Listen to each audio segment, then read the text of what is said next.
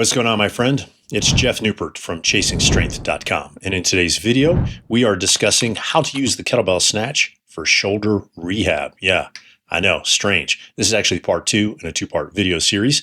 And we are also going to discuss the tight hip flexor conundrum. Okay, so let's dive right in here. So in case you missed our last video, we started discussing a fascinating post by a gentleman over on the Strong First forum. We'll flash that post up here so you can see what he says. All right, we also covered why it's not beyond the realm of possibility to use the kettlebell snatch to rehab your shoulders and to restore their lost function. We also covered how I actually started using the snatch. It was actually the dumbbell snatch, not the kettlebell snatch, back in the late 1990s as part of a shoulder rehab protocol for athletes when I was a strength and conditioning coach at Rutgers University, and into the mid-2000s when I was working with my private clients. And again, check out the previous video if you missed it and you want to know more.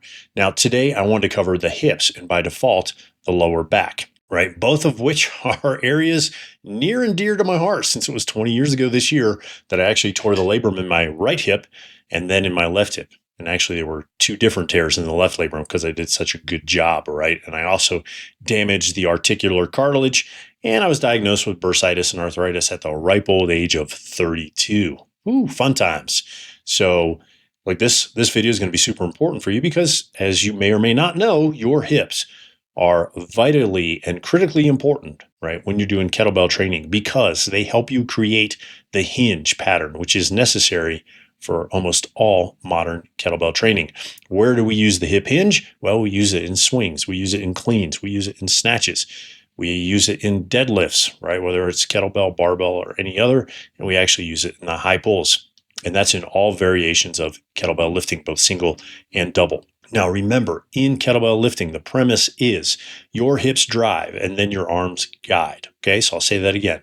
Your hips drive and your arms guide. Okay, so you can see that without proper, healthy, and normal hip function, right, you're not really going to be successful when you're kettlebell training, okay, or with your kettlebell training, or both. All right, and the fact of the matter is, without a good hip hinge, you're more than likely going to injure yourself, okay? Now, why does this work? Well, because in most cases, faulty hip function creates or causes not only hip issues, but lower back issues and or pain or injury.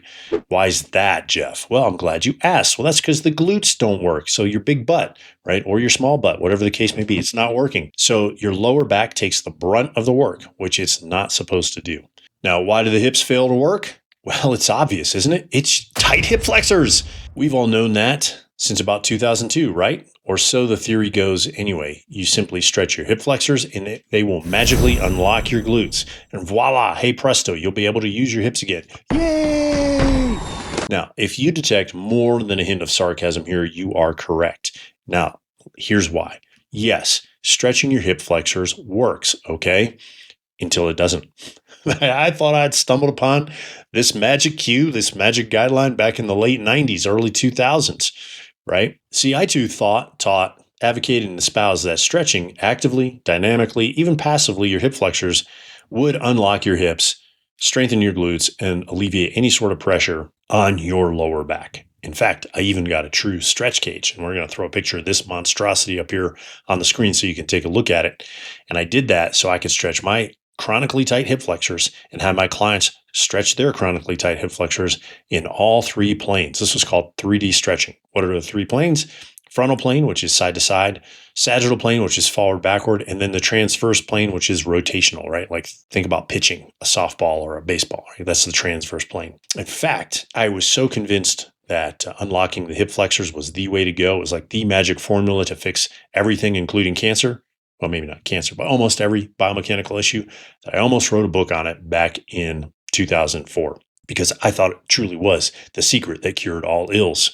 All right. Now, the problem was, although it felt great to unlock our hip flexors, those hip flexors, they always seemed to lock back up, right? Like, why was that? Why couldn't they stay unlocked, right? And for me personally, this culminated in me tearing the labrum in my right hip in January 2005 on a squat clean warm-up, and then the labrum in my left hip in September 2005 in an overhead squat warm-up, right? Like, can you imagine hurting yourself on a warm-up? So let's address the big elephant in the room here, and let's answer the question du jour, the question of the day. Why doesn't stretching your hip flexors work in the long run? It's a simple answer. Tight hip flexors are a symptom of a dysfunctional deep core musculature, right? Why is that? Well, because your body can no longer stabilize your spine and pelvis correctly and protect your central nervous system by creating the appropriate amount of IAP, which is called intra-abdominal pressure. So your body creates compensatory movement, which are dysfunctional movement patterns, right, that it uses instead of the normal movement patterns, so it can move you as best as it can. So in this case, it uses the hip flexors, the psoas and iliacus and rectus femoris muscles to do that job. And as a result, they remain chronically tight. And when they get chronically tight, they also get chronically weak. That's a whole nother topic right there, but just need to throw that in there. And through a process called reciprocal inhibition, when the muscles on one side of a joint contract, the muscles on the opposite side relax. So your tight hip flexors create relaxed hip extensors. They create relaxed glutes that no longer work. And as your hip flexors remain tight, they tend to pull your pelvis forward. So forward and down, right? Think about like if this is your pelvis, okay? Tight hip flexors, if this is the front of your body and this is the back of your body, the tight hip flexors pull your pelvis forward like this. Okay, so that increases the strain on your lower back, okay, and your glutes remain lengthened and weak, also known as neurologically inhibited, okay? So this neurological inhibition and this anterior pelvic tilt practically disconnects your muscles from your brain, and that's where you may have heard the term called gluteal amnesia, right? It's a form of sensory motor amnesia. Now, as I mentioned, the lower back gets tight, but what also gets tight is your hamstrings, okay? So if you have chronically tight hamstrings and a chronically tight lower back from chronically tight hip flexors, it's not going to do you any good to stretch those hamstrings because they're already on full stretch, okay? This making sense so far? Stretching your hip flexors, once again, addresses the symptom of the problem, but it doesn't fix the problem. So how do you fix the problem? Well, you fix your core dysfunction, right? That's one of the reasons I think that Dennis over on the Strong First forum, and again, we'll flash that post up here, is seeing results with his hips and his back, right? It appears that he's simultaneously restoring his core function along with training his snatch. And the two are providing a powerful 1-2 punch restoration combination. So look, if you have unresolved hip and lower back issues, go see your doctor, right? Or medical professional of your choice and get a clear diagnosis if you haven't already. Then from there, once you've got that diagnosis, go get on a restoration plan. Now, obviously, I'm biased, but I recommend systematic core training for kettlebells like Dennis is using, okay? It's great for muscular dysfunction. Now, if you've watched many of my other videos and you've seen me mention a product or a program called the Sore Joint Solution, you might be wondering what the difference between the two is and which one is better for you. This is an email I get frequently, so I figured I'd answer it here in this video for you as well. Now, both are born of the same philosophy, but I recommend you use the Sore Joint Solution instead of systematic core training for kettlebells if, one, you have actual joint damage like I did. Two, if you've had joint reconstruction surgery. Three, if you've had a muscle tear or surgery like I have. You can think about like rotator cuff surgery. Or four, you've been in chronic pain for a long time and the doc says there's nothing he or she can do about it other than give you steroids or shots. Like that was in my case as well.